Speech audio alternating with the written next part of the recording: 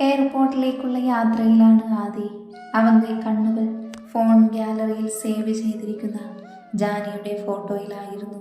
നിറഞ്ഞു വരുന്ന കണ്ണുകൾ ശാസനയോടെ അടക്കി. ജാനിയെക്കുറിച്ച് അച്ചുവിനോട് ഓരോ വാക്കുകൾ പറയുമ്പോഴും തൻ്റെ ഉള്ളം വല്ലാതെ വേദനിച്ചിരുന്നു. അപ്പോൾ എൻ്റെ നാവിൽ നിന്നും അത് കേൾക്കേണ്ടി വന്ന എൻ്റെ പെണ്ണിൻ്റെ അവസ്ഥ. കണ്ണുകൾ മുറുക്കെ അടച്ചവൻ സീറ്റിലേക്ക് ചാരി. 15 മിനിറ്റ് കൊണ്ട് ആദ്യ എയർപോർട്ടിലേക്ക് എത്തി. അടുത്ത അരമണിക്കൂറിനകം എമിറേറ്റ് ഫ്ലൈറ്റിൽ ആദ്യ നാട്ടിൽ നിന്ന് പോയിരുന്നു.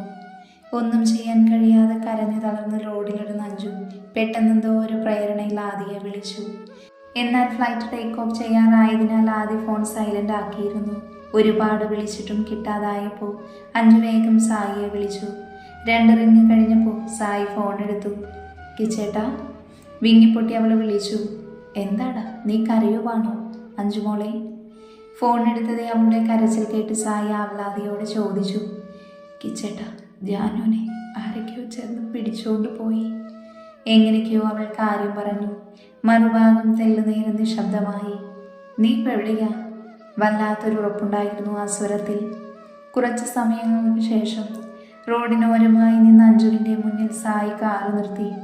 കയറ്. അവളെ ഒന്ന് നോക്കുകൂടി ചെയ്യാതെ അവൻ പറഞ്ഞു. സങ്കടവും ഭയവും കൊണ്ട് വല്ലാതെ തളർന്നു പോയിരുന്നു അഞ്ജു. കിച്ചേ. കാറിൽ കയറിയ ഉടനെ അവൾ സംസാരിക്കാനാണെങ്കിലും അത് തടഞ്ഞ് അവളെ നെഞ്ചിലേക്ക് അമർത്തി പിടിച്ചവൻ. ഒന്നും പറയണ്ട, ജാനുവിനൊന്നും സംഭവിക്കില്ല.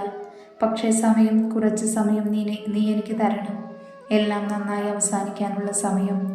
കൽപ്പിച്ച മുഖത്തോടെ അത് പറഞ്ഞ് അവളുടെ മറുപടിക്ക് കാത്തു നിൽക്കാതെ വേഗത്തിൽ ഗിയർ മാറ്റി അവൻ കാറ് മുന്നോട്ടെടുത്തു. അഞ്ചു നോക്കുകയായിരുന്നു തൻ്റെ കിച്ചേട്ടനെ. എന്തുകൊണ്ടോ അവനോട് വല്ലാത്ത അകൽച്ച പോലെ തോന്നുന്നുണ്ടായിരുന്നു അവൾക്ക്. ഇത് തൻ്റെ കിച്ചേട്ടൻ തന്നെയാണോ എന്ന് പോലും ഒരു വേള അവൾ ചിന്തിച്ചു പോയി. മൗനമായിരിക്കണമെന്ന് മനസ്സിൽ ചിന്തിച്ചെങ്കിലും ജാനുവിൻ്റെ മുഖമുള്ളിൽ തെളിഞ്ഞതും അവളുടെ കണ്ണുകൾ നിറഞ്ഞു. ആദിയേട്ടനോട് പറയണ്ടേ? അല്പം പ്രതീക്ഷയോടും അതിൽ കൂടുതൽ സംശയത്താലും അവൾ ചോദിച്ചു. വേണ്ട, പെട്ടെന്നായിരുന്നു അവൻ്റെ മറുപടി.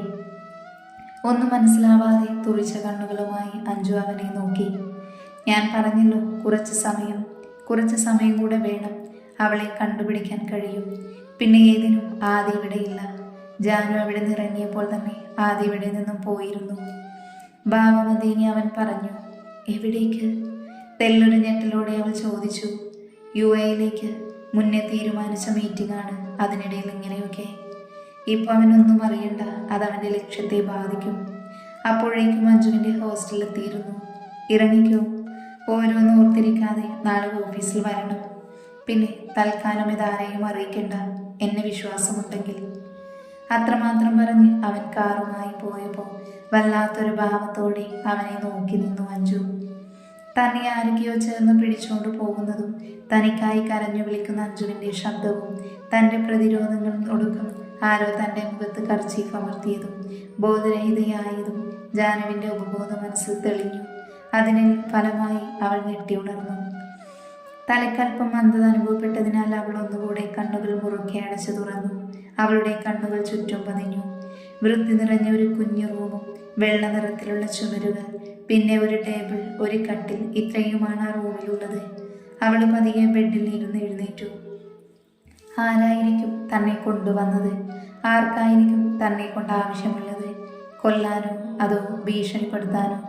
എത്ര സമയമായി കാണും താൻ മയക്കത്തിൽ പെട്ടിട്ട്? അഞ്ജു ഇപ്പോഴും കരയുകയായിരിക്കും. ഭയന്നു പോയിട്ടുണ്ടാകും. അവളുടെ ഉള്ളം ചിന്താഭാരത്താൽ നിറഞ്ഞു. ആ നിമിഷം തന്നെ ആദിയുടെ മുഖവും കഴിഞ്ഞുപോയ കാര്യങ്ങളും അവളുടെ മനസ്സിലേക്ക് ഇരച്ചെത്തി. നിറഞ്ഞു തുടങ്ങിയ കണ്ണുകളെ സമർത്ഥമായി അടക്കി നിർത്തി അവൾ. കരയില്ല, കരയാൻ പാടില്ല. ഒരു വാശി പോലെ. ഏറെ നേരം കൽപ്രതിമ പോലെ അവളിരുന്നു. പെട്ടെന്നാരോ ഡോറ് തുറന്ന് അകത്തേക്ക് കയറി. ജാനു ഞെട്ടി എഴുന്നേറ്റു നിന്നു. ഒരു പെൺകുട്ടിയായിരുന്നു വന്നത്. ജാനുവിൻ്റെ മെഴുകിൽ അവളിൽ അലിഞ്ഞു. ബ്ലാക്ക് ജീനും പിങ്ക് ക്രോപ്പ് ഷർട്ടുമാണ് വേഷം. പോണിറ്റെയിൽ ഹെയർ സ്റ്റൈൽ, ഗൗരവം നിറഞ്ഞു നിൽക്കുന്ന മുഖം. ദാ ഫുഡ് എടുത്ത് കഴിക്കാൻ നോക്ക്. ടേബിളിന് മുകളിൽ ഒരു പൊതി വെച്ചിട്ട് അവർ പറഞ്ഞു. ആരാ നിങ്ങളൊക്കെ? എന്നെന്തിനാ കൊണ്ടുവന്നത്? എന്താ നിങ്ങളുടെ ആവശ്യം? ഭയക്കാതെ ഉറച്ച ശബ്ദത്തിൽ ജാനു ചോദിച്ചു. എല്ലാം നീ അറിയും അധികം വൈകാതെ തന്നെ. അതുവരെ എന്തെങ്കിലും ആവശ്യങ്ങളുണ്ടെങ്കിൽ എന്നോട് പറയണം. അത്രമാത്രം പറഞ്ഞ് അവൾ തിരിഞ്ഞു നടന്നു. കൊല്ലാനാണെങ്കിൽ ഈ നിമിഷം അങ്ങ് ചെയ്തേക്കണം. അല്ലാതെ മറ്റൊന്നും എന്നിൽ നിന്നും നിങ്ങൾക്ക് നേടാൻ കഴിയില്ല. എന്തു തന്നെ ആയാലും. ആരോടൊക്കെയുള്ള ഭാഷ പോലെ അവൾ പറഞ്ഞു. വാതിൽക്കിലെത്തി അവൾ തിരിഞ്ഞു നോക്കി. അവരുടെ മുഖത്ത് ചെറുചിരി ഉണ്ടായിരുന്നു. അത് കാണി തന്നെ പരിഹസിക്കുന്നത് പോലെ തോന്നി ജാനിക്ക്. എന്തായാലും നിന്നെ കൊല്ലാനല്ല, ഒന്നറിഞ്ഞു വെച്ചു. ഞങ്ങളുടെ ബോസിന് വേണ്ടിയാണ് നിന്നെ ഇവിടേക്ക് കൊണ്ടുവന്നത്. അതും ഞങ്ങളുടെ മാസ്റ്ററുടെ പ്രണയിനിയായ നിന്നെ. ഈ വീട്ടിൽ നീ സുരക്ഷിതയായിരിക്കും. നിനക്കായി ഒരു കൂട്ടം ബ്ലാക്ക് കാറ്റ്സിനെ ഈ വീടിന് 4 ചുറ്റും കാവൽ നിർത്തിയിട്ടുണ്ട് അദ്ദേഹം. അതുപോലെ ഇവിടെ നീ സ്വതന്ത്രയായിരിക്കും. ഈ വീടിനുള്ളിൽ മാത്രം രക്ഷപ്പെടാമെന്ന് കരുതണ്ട. കാരണം ഈ വീടിനകത്ത് മാത്രമേ നീ സ്വതന്ത്രയാകുന്നുള്ളൂ. ഇവിടുന്ന് പുറത്തിറങ്ങാൻ നിനക്ക് കഴിയില്ല. അതിനെത്ര ശ്രമിച്ചാലും കഴിയില്ല. പിന്നെ ഒരു കാര്യം കൂടി, മാസ്റ്റർ ആരാണെന്ന് നീ തേടി പോകണ്ട. കാരണം അധികം വൈകാതെ തന്നെ നിന്നരികിലേക്ക് മാസ്റ്റർ എത്തിച്ചേരും. അത്രയും പറഞ്ഞ് തുടർന്നുള്ള ചോദ്യത്തിനോ ഉത്തരത്തിനോ ഇട കൊടുക്കാതെ ആ ലേഡി അവിടെ നിന്ന് പോയിരുന്നു. തളർച്ചയോടെ നിന്നുപോയി ജാനു. പരീക്ഷണങ്ങൾക്ക് മുകളിൽ പരീക്ഷണമാണല്ലോ കണ്ണ. വിതുമ്പുന്ന ചുണ്ടുകളോടെ അമർത്തി ഞെരിച്ചവൾ. പെട്ടെന്ന് തോർത്ത പോലെ ജാനു റൂമിന് പുറത്തേക്ക് ഓടിയെങ്കിലും അപ്പോഴേക്കും കോമൺ ഹാളിൽ നിന്ന് പുറത്തേക്കുള്ള ഡോർ ലോക്കായിരുന്നു. 3 ദിവസങ്ങൾക്ക് ശേഷം രാത്രി 12 മണി. ഹോസ്റ്റൽ റൂമിൽ പില്ലോയിൽ മുഖമർത്തി ബെഡിൽ കിടക്കുകയാണ് അഞ്ജു. ആ സമയത്തും അവളുടെ കണ്ണുകൾ നിറഞ്ഞൊഴുകുക തന്നെയായിരുന്നു. മാൻഷനിൽ നിന്നും ജാനുവിനെ വിളിച്ചിട്ട് കിട്ടുന്നില്ല എന്ന് പറഞ്ഞ് ഒരുപാട് കോൾസ് ഇതിനോടകം അവൾക്ക് വന്നിരുന്നു. അതിനു പുറമെ നാട്ടിൽ നിന്നും ലക്ഷ്മിയും മുത്തശ്ശിയും. ജാനുവിനെ തിരികെ കിട്ടുമെന്നുള്ള വിശ്വാസം കൊണ്ട് സായിക്ക് കൊടുത്ത വാക്ക് കാരണം വിളിക്കുന്നവരോടെല്ലാം ഉള്ളിലെ വേദനയിടയ്ക്ക് ഓരോരോ കള്ളങ്ങൾ പറഞ്ഞവൾ. പക്ഷേ പലപ്പോഴും ചിത്രാമ്മയുടെ ചോദ്യത്തിന് മുന്നിൽ പതറിപ്പോകാറുണ്ട് അവൾ. ഇതിനിടയിൽ ഒരു തവണ ആദ്യം അവൾക്ക് മെസ്സേജ് അയച്ചിരുന്നുവെങ്കിലും അവൾ അത് സീൻ ചെയ്യാതെ ഇട്ടു. എവിടെയാ മോളെ നീ ഇല്ലാതെ ഞാൻ നേറുന്നുണ്ട്, എനിക്ക് വല്ലാതെ. ജാനിയുടെ ഓർമ്മകളിൽ മനന്നൊന്ന് നിറഞ്ഞൊഴുകുന്ന കണ്ണുകളുമായി കിടന്നവൾ.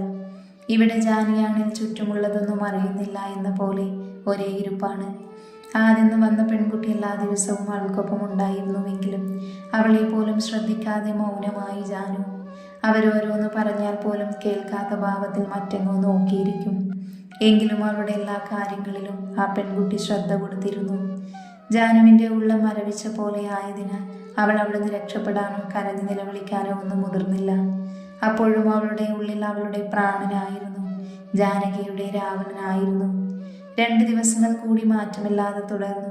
3-ാം ദിവസം രാവിലെ കണ്ണു തുറന്ന ജാനു കാണുന്നത് റൂമിലെ ജനലിനടുത്തായി പിന്തിരിഞ്ഞു നിൽക്കുന്ന ഒരു യുവാവിനെയാണ്. ഹൂഡിയായിരുന്നു അയാളുടെ വേഷം. ആ ഡ്രസ്സിന് പിറകിലായി മാസ്റ്റർ എന്ന് റെഡ് കളറിൽ പ്രിന്റ് ചെയ്തിട്ടുണ്ടായിരുന്നു. ജാനിയുടെ ഉള്ളം വിറച്ചു, ഉമിനീർ വറ്റി വരണ്ട പോലെ. പെട്ടെന്നാണ് അവളുടെ നോട്ടം അയാളുടെ വലത് കൈയിലേക്ക് പാറി വീണത്. ഗ്രീക്ക് ലിപികളാൽ എഴുതി പിടിപ്പിച്ച വാക്കുകൾ അടങ്ങിയ ഒരു ഇടവള അയാളുടെ കയ്യിൽ ഉറച്ചു കിടന്നു. ജാനിയുടെ ശ്രദ്ധ അതിലേക്ക് പതിഞ്ഞു. അവളുടെ നെഞ്ച് ശക്തമായി മിഴിച്ചു. ശ്വാസം വിലങ്ങിയ പോലെ. കിച്ചേട്ടൻ. അവളുടെ നാവിൽ നിന്നും ആ നാമം ഉയർന്നു. ജാനു പോയതിൽ പിന്നെ മനുഷ്യനാകെ ഉറങ്ങിയ പോലെ ആയിരുന്നു. കളിയും ചിരിയുമെല്ലാം നിലച്ച പോലെ. ഐഷ എപ്പോഴും അടുക്കളയിൽ ഒതുങ്ങിക്കൂടി. മുത്തുവാണേൽ അധികം സംസാരിക്കാതെ കൂടുതൽ സമയവും റൂമിനകത്ത് ചിലവഴിച്ചു. ചിത്രാമ്മ പഴയതുപോലെ തികഞ്ഞ ഗൗരവക്കാരിയായപ്പോൾ ആരും പഴയ മിണ്ടാപ്പൂച്ച പോലെയായി. ലക്ക് പിന്നെ നേരം സന്ധ്യയാകാതെ വീട്ടിലേക്ക് തിരിഞ്ഞു നോക്കില്ല. ഇതിനിടെ പലതവണ ചിത്രാമ്മ ജാനുവിനെ കോണ്ടാക്ട് ചെയ്യാൻ ശ്രമിച്ചു. പക്ഷെ നിരാശയായിരുന്നു ഫലം. വീട്ടിലെ ശിഥിലാവസ്ഥയിൽ സന്തോഷം ആസ്വദിക്കുകയാണ് അച്ചുവും അവളുടെ അച്ഛനും അമ്മയും. ജാനു പോയ പിറകെ ഇറങ്ങിയ ആദ്യ കഴിഞ്ഞ ദിവസം തിരച്ചെത്തിയിരുന്നു. അവനെ ആരും അധികം ശ്രദ്ധിക്കാൻ നിന്നില്ല എന്നതാണ് വാസ്തവം. മിസ്റ്റർ വർമ്മയ്ക്കിപ്പോൾ ചെറിയ ചില മാറ്റങ്ങളൊക്കെ ഉണ്ട്. അയാൾ കൂടുതലായിട്ട് വീട്ടുകാരോട് അടുക്കാൻ ശ്രമിക്കുന്നത് പോലെ. പക്ഷേ ആരും അത്ര കണ്ട് അങ്ങ് മൈൻഡ് ചെയ്യുന്നില്ല. കാരണം അവരോടൊപ്പം ആഗ്രഹിച്ചിരുന്ന സമയത്ത് അയാളുടെ സാന്നിധ്യം അവർക്ക് ലഭിച്ചിരുന്നില്ല എന്നത് തന്നെയായിരുന്നു. അങ്ങനെ പതിവ് പോലെ ബ്രേക്ക്ഫാസ്റ്റ് കഴിക്കാൻ ഇരിക്കുകയാണ് എല്ലാവരും. ആദിയുടെ കണ്ണുകൾ അവരെയെല്ലാം ഒഴിഞ്ഞെടുത്തു. ആർക്കും പ്രത്യേകിച്ച് ഉത്സാഹമൊന്നുമില്ല. ഒരു തണുപ്പൻ മട്ടുപോലെ.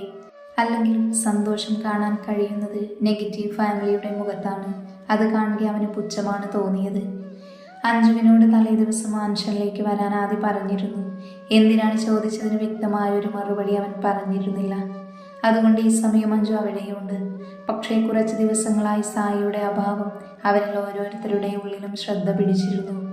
ബ്രേക്ക്ഫാസ്റ്റ് കഴിഞ്ഞ് ഓരോരുത്തരും അവരവരുടെ വഴിക്കിറങ്ങാൻ നിന്നപ്പോഴാണ് calling bell മുഴങ്ങിക്കേട്ടത്.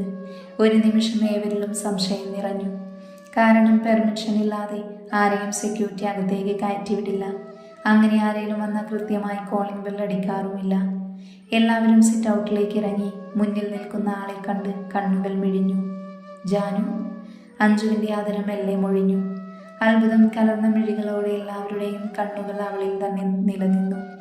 Orange colour crop ടോപ്പും സ്കിൻ കളർ ജീനുമായിരുന്നു അവളുടെ വേഷം. മുടിയെല്ലാം മെസ്സി ബൺ ചെയ്തിട്ടുണ്ട്. അഞ്ജുവിൻ്റെ കണ്ണുകൾ മിഴിഞ്ഞു വന്നു. സാധാരണ ഇങ്ങനെയുള്ള ഡ്രസ്സുകൾ അഞ്ജുവിൻ്റെ ഹോബിയാണ്. ജാനുവിന് മുന്നേ താല്പര്യമില്ലാത്ത കാര്യം ഇത് തന്നെ. ആദിയുടെ മുഖം വിവർണമായി. അവളിൽ നിന്നും കണ്ണുകൾ പിൻവലിക്കാൻ കഴിയാത്ത വിധം അവൻ തളർന്നുപോയി. എന്ത് സംസാരിക്കണമെന്നോ എന്ത് ചോദിക്കണമെന്നോ ആർക്കും മനസ്സിലായില്ല. എന്നാൽ അച്ചുവിൻ്റെയും അവളുടെ അച്ഛൻ്റെയും അമ്മയുടെയും മുഖത്ത് ഞെട്ടലായിരുന്നു. അവരുടെ മുഖം വിളറി വെളുത്തു. ഒഴിഞ്ഞുപോയെന്ന് കരുതി അവൾ വീണ്ടും മുന്നിൽ നിന്നപ്പോൾ അവരെല്ലാവരും ഞെട്ടിപ്പോയിരുന്നു. എന്താ എല്ലാവരും ആദ്യമായി കാണുന്നത് പോലെ നോക്കുന്നത്? ഇത് ഞാൻ തന്നെയാ. കളി തമാശെന്ന പോലെ ജാനി പറഞ്ഞു. നീ എന്താ ഇവിടെ? പകർച്ച നിറഞ്ഞ അച്ചുവിൻ്റെ സ്വരത്തിൽ അവളുടെ കോപവും പ്രകടമായിരുന്നു. എൻ്റെ ഭർത്താവിൻ്റെ വീട്ടിലല്ലാതെ പിന്നെ ഞാൻ എവിടേക്ക് പോകാനാണ് അർച്ചന? വാക്കുകൾ ഊന്നി പറഞ്ഞ ജാനി അവളെ നോക്കി. മുഖത്തടി കിട്ടിയ പോലെ തറഞ്ഞു പോയവർ. മുത്തു. ഹായ് മുത്തു, ഡോൺ വറി, ഞാനിങ്ങ് വന്നില്ലേ, എല്ലാം നമുക്ക് സെറ്റാക്കാന്നേ. അവരുടെ കവളിൽ പിടിച്ചു വലിച്ച അഞ്ജുവിനെ നോക്കി സൈറ്റടിച്ച് ജാനി ചിത്രാമ്മയുടെ മുൻപിൽ വന്നു നിന്നു. ഏവരെയും ഞെട്ടിച്ചുകൊണ്ട് അവൾ ആ കാൽക്കൽ വീണ് അനുഗ്രഹം തേടി. എന്താ കുട്ടി നീ കാണിക്കുന്നേ? ജാനുവിനെ പിടിച്ചെഴുന്നേൽപ്പിച്ച് നെഞ്ചിലേക്ക് ചേർത്തുകൊണ്ട് അവർ ചോദിച്ചതും മറുപടിയൊന്നും പറയാതെ അവരുടെ കവളിൽ അമർത്തി മുത്തി അവൾ അഞ്ജുവിൻ്റെ കൈ പിടിച്ചകത്തേക്ക് നടന്നു. ഒന്ന് നിന്നേ. സുരേഷിൻ്റെ ശബ്ദം കേൾക്കെ പിടിച്ചു കിട്ടിയ പോലെ നിന്നു അവൾ. എന്താണാവോ? വാക്കുകളിൽ പരിഹാസം കാണിച്ചു തന്നെ അവൾ ചോദിച്ചു.